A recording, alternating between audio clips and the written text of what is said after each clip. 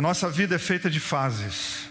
Apesar dessa frase ser tão óbvia, o óbvio precisa ser lembrado, porque as coisas óbvias caem no nosso esquecimento. E exatamente porque a gente esquece que a vida é feita de fases, às vezes a gente se sente mal, até culpado, porque nós não temos uma linearidade, porque a gente acha que deveria ser feliz o tempo todo. Não, se a vida é feita de fases, ninguém será feliz o tempo todo, porque a felicidade é uma fase. Assim como eu não preciso entrar em desespero com os meus momentos mais difíceis, porque a vida não é feita de desespero, ela é feita de fases. O desespero, o sofrimento, a dor, assim como a alegria, elas também passam. Eclesiastes capítulo 3, há tempo para todas as coisas debaixo do céu. Há tempo de chorar e há tempo de sorrir. Há tempo de plantar e há tempo de colher, e ele vai usando de diversas metáforas da vida para dizer, ninguém passa pela existência com o mesmo sentimento, da mesma maneira, porque a vida tem seus momentos. E a gente absorver isso é muito bom para a gente ter uma postura melhor com a vida. Ou seja, se o momento está bom, celebre. Se o momento está difícil, encare, enfrente. Se ele está bom, sorria. E se ele está difícil, chore. Aprenda o bênção das lágrimas, de derramar o teu coração nelas, porque as lágrimas podem ser inclusive o início da tua cura, do início da tua transformação.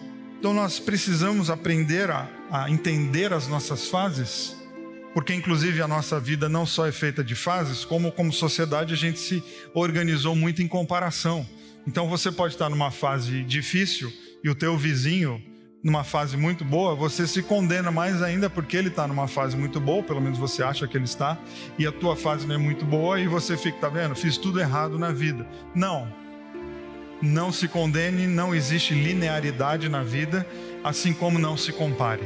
Aprenda a entender o seu momento, ver o que esse momento te oferece e o que esse momento te pede.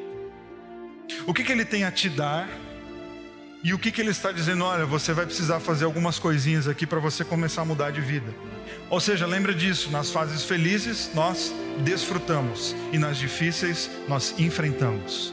Quando tá bom, a gente desfruta, celebra, faz festa. E quando tá difícil, a gente enfrenta, a gente encara, com uma paz no coração de que faz parte da vida, de que você é um ser humano e que todos nós lidamos com isso. Então, se a gente não lembra disso, a gente pode vir e mexe acordar de uma maneira, num período com uma certa angústia, inclusive sem vontade de viver. Aliás, a gente fala de fases na vida, mas se a gente for sincero mesmo, o nosso dia tem fases, né? Você acorda às vezes super feliz, fala, hoje ninguém me segura, lá pro meio-dia você fala, putz, por que eu saí da cama?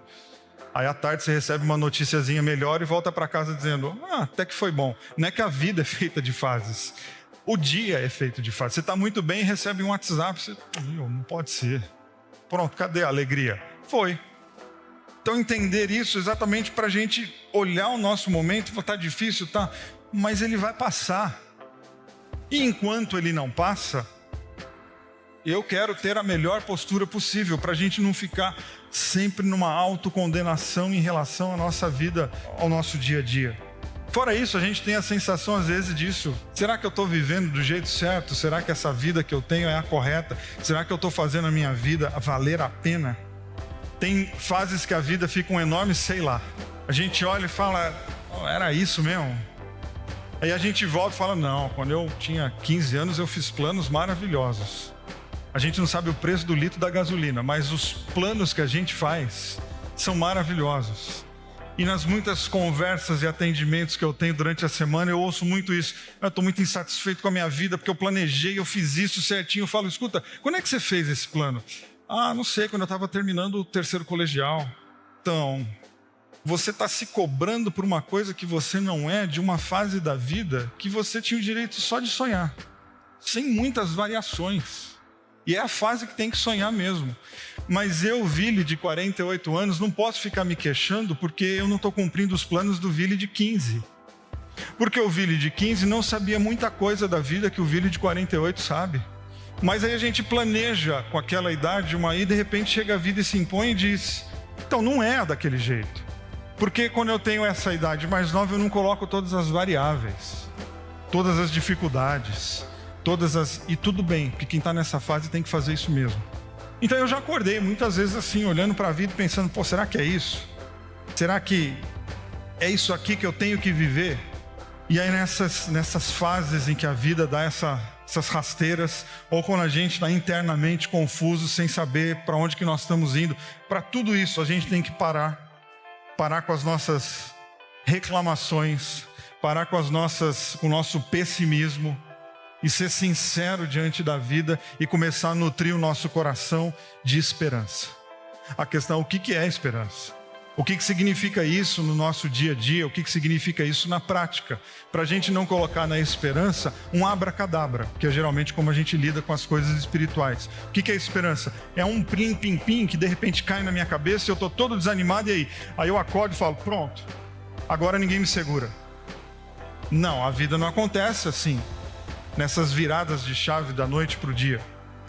É preciso ter esperança, mas ter esperança do verbo esperançar. Porque tem gente que tem esperança do verbo esperar. E esperança do verbo esperar não é esperança, é espera. Esperançar é se levantar. Esperançar é ir atrás. Esperançar é construir. Esperançar é não desistir. Esperançar é levar adiante. Esperançar é juntar-se com outros para fazer de outro modo. Não, tem uma esperança que é espera. A gente cruza os braços e fica esperando algo acontecer. Aí eu te pergunto, você está esperando o quê? Porque na vida às vezes a gente fica esperando quem não ficou de vir. A gente cruza os braços e fica lá, eu estou esperando. Você está esperando quem? Não, eu estou esperando o pessoal. Que raio é esse de pessoal? Eles falaram para você que eles vão vir te ajudar? Não, eu só estou com esperança que eles venham. Então isso não é esperança, isso tem outro nome que eu vou falar daqui a pouquinho.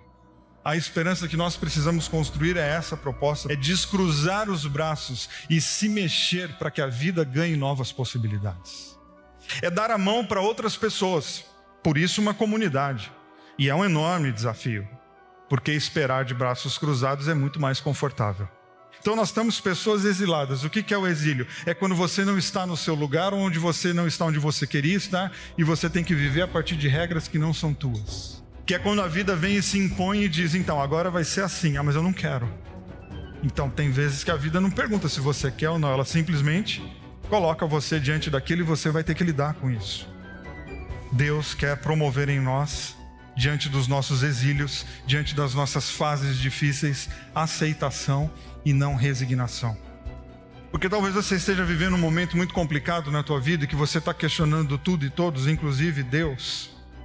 E talvez o momento seja tão difícil que você se sinta autorizado, você se sente autorizado a se resignar. E o que é resignação? É você deixar as coisas do jeito que estão, mesmo havendo a possibilidade de mudança. Entendeu? Resignar é você olhar para a vida e falar, tá ruim? Tá. Está gostando? Não. Vamos esperançar. Ah, esperançar é aquele negócio que tem que levantar, se mexer, pensar, trabalhar. Sim. Ah, não. Tá ruim, mas tá bom. Não, se tá ruim, não tá bom. Não tem jeito como juntar essas duas coisas. A resignação é exatamente quando, diante de algo que eu posso trabalhar e transformar, eu cruzo os braços e digo, deixa assim como tá, e ali na frente eu jogo a culpa em Deus ou em qualquer outra pessoa e aceito como destino e vontade de Deus e dou uma espiritualizada, inclusive fica bonito. É auto-boicote, é quando a gente vai boicotando possibilidades dentro da gente. Ah, mas dá para mudar tudo? Não, você está no exílio. Um período que não tem hora para acabar. Mas aqui dentro do exílio tem um monte de coisa para você fazer. E o que você está fazendo? Não, eu me resignei e deixei para lá. Então Deus quer que nós tenhamos resignação? Não, Ele quer que nós tenhamos aceitação. A aceitação é olhar algumas coisas da minha vida e pensar, bom, tem coisas que não têm a possibilidade de mudança, nós já tentamos de tudo, essa nova realidade veio e se impôs, e agora eu preciso então me mexer dentro dessa. Eu estou aceitando. Eu faço um exame, recebo o diagnóstico que eu estou doente. Eu posso me resignar, sim, me entregar, dizer, não tem jeito. Ou a aceitação é o quê? Estou doente. E agora eu vou fazer tudo o que eu posso para enfrentar essa doença. Fui mandado embora, estou desempregado. E agora? Agora eu me afundo no sofá da casa e fico lá resignado e entregue ao desemprego. Não, o desemprego fui mandado embora. Sim, e agora? Agora, dentro do desemprego, vou fazer tudo o que eu posso para mudar essa realidade. Enfim, poderíamos dar muitos exemplos da diferença de você se entregar, se encolher e ficar de braços cruzados, ou de dentro de uma situação que você não está gostando, falar, tá que não, a situação como um todo não é boa, mas dentro dessa situação eu vou fazer de tudo para a minha vida ficar o mais bonito possível. E eu bato muito na tecla de que às vezes nós fazemos nossas atitudes, elas são bonitas, não é só para nós. É para o nosso entorno, é para a próxima geração. Poder falar assim, olha, eu estou vivendo uma fase muito difícil, mas eu tive uma tia que também teve uma fase muito difícil e a postura dela foi tão bonita que hoje eu tenho inclusive em quem me inspirar. Ou seja, uma boa atitude diante da vida, ela não mexe só com você, ela é legado, ela fica para outras gerações. Então no exílio, nessas fases que nós não queremos, nós precisamos nos reinventar. A aceitação me ajuda a me reinventar. A resignação, eu continuo sendo a mesma pessoa e vou afundando cada vez mais. É que para ser curado, às vezes eu preciso admitir os meus limites. Para mudar as minhas realidades, eu preciso admiti-las. E Deus está colocando uma consciência assim, olha, vocês não vão sair daí agora. Mas vocês não precisam ter uma vida medíocre. Vocês podem, nesse lugar onde vocês não querem estar, ter a vida que vocês querem ter. Vocês podem estar atravessando um período extremamente dolorido e o seu relacionamento ficar cada vez mais bonito. Você pode estar com uma angústia muito grande dentro de você, e a angústia pode ser, inclusive, sabe o quê? Um ponto de criatividade. É um desejo, é uma coisa que nasce aqui dentro, que pode levar você a fazer outra coisa. O professor Cortella que diz assim, olha, o animal satisfeito dorme e o insatisfeito vai à caça. Então a gente fala assim, estou muito insatisfeito com a vida. Que bom, vá à caça. Vá à caça de outra vida. Por quê? Sabe por quê? Porque satisfação não produz nada. O que produz? A insatisfação. Então quando eu estou insatisfeito, eu falo, poxa, que bom, estou insatisfeito. E agora? Vou trabalhar para viver outras coisas. Eu estou angustiado. Que bom. Escute a sua angústia. Ouça o que ela está te dizendo e permita com que ela leve você a fazer outras coisas. A insatisfação, ela leva a gente a criar coisas. A satisfação não, a satisfação a gente desfruta. A felicidade, a gente nunca quer mudar a felicidade. Por quê? Qual é a pessoa em sã consciência que está feliz e diz assim, eu preciso dar uma guinada na minha vida? Não, eu estou feliz. Estou vivendo um momento muito bom, fala... preciso reverter essa história. Não, porque reverter a história da felicidade é ficar triste. Então a gente precisa ter uma relação com essas coisas sob outra perspectiva. Eu vou aceitar o meu momento, porque aceitando eu posso transformar o meu momento. Às vezes a gente está vivendo algo muito grande e a gente quer negar aquela realidade. Negação da realidade é uma coisa muito perigosa. Por uma questão muito simples, você nega a tua realidade, isso não adianta nada. Mas você não olha para ela, o que acontece? O problema cresce. Aí depois você toma a tua consciência e fala, agora eu vou resolver o problema. Quando você chega lá, você fala, nossa, como você cresceu. Sim, ficou solto. Há um jeito que eu sempre explico isso, que ninguém esquece, sabe como é? Fatura de cartão de crédito. Porque você vai pagar a fatura do cartão e você diz assim, não vou pagar esse mês. Você tem esse direito, não tem problema. Vou pagar o mês que vem. Tá bom. E mês que vem? Mesmo que você não gaste mais R$1 no cartão esses 30 dias, a fatura é a mesma? Não. A vida é assim. Você pode não enfrentar isso agora. Não vou enfrentar daqui 6 meses. Tá bom. Mas daqui 6 meses não é mais isso. Vai ser 6 disso. É a negação da realidade. E às vezes a gente pega a esperança e começa com frases vazias e aquilo se torna ilusão. Não resolve nada, mas é fácil de tomar. Que são essas frases prontas, essas coisas que têm um lado motivacional sem fundo, sem lastro, sem base, para de fato mudar a tua vida. É que às vezes a gente não quer falar da dureza da vida, mas não adianta, é a vida. Porque tem muito hoje aí no mercado religioso, no mercado das psicoterapias, um monte de fórmula mágica para você mudar a tua vida assim, tipo, não, vem cá, 3 passos para não sei o que lá, 7 passos para não sei o que lá, um monte de passo para lá e para cá. Ilusão. Porque tua vida não vai mudar em 3 passos. Então perceba que Entre nós vamos ter os momentos difíceis, os momentos bonitos, nós vamos ter pessoas falando coisas que são duras, porque é a realidade. Tem gente que vai oferecendo placebo, sempre tem. E a questão então é qual a minha resposta a isso. Isso tem a ver com o tipo de espiritualidade que você quer. Isso tem a ver com o tipo de construção de relacionamento com Deus que você está fazendo. Ou a gente pode simplesmente abraçar a ilusão. E ilusão é mais ou menos como você imaginar que você está navegando num mar, imaginando que uma hora você chega em terra firme, em terra seca. E o que é a esperança do Paulo Freire? É estar no mar e remar. Porque no mar nós estamos. E já disse o sábio que não existe vento favorável para quem não sabe onde quer ir.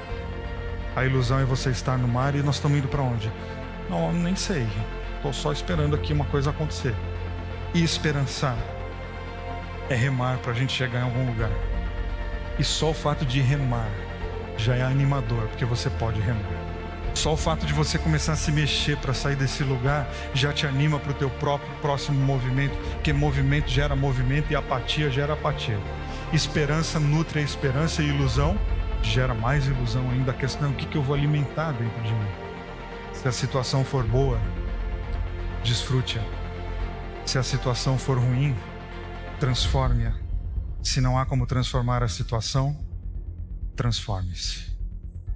O reino de Deus não é para mudar coisas. O reino de Deus, ele muda pessoas.